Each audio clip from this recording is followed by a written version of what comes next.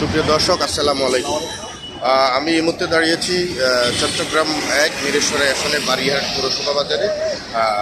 আপনাদের আমি দেখানোর চেষ্টা করছি আজকে আমাদের চেকপোস্ট, যৌথ বাহিনী চেকপোস্ট বারিয়ারহাট ট্রাফিক চত্বরে চলছে। এখানে উপস্থিত আছেন জোরারগঞ্জ থানা এবং আমাদের বিজিবি সেনাবাহিনী সহ পুলিশ সদস্যদের উপস্থিতিক্রমে যৌথ বাহিনী চেকপোস্টে কাজ করছেন। আমি যদি আপনাদের একটু সরাসরি দেখানোর চেষ্টা করি, দেখতে থাকুন।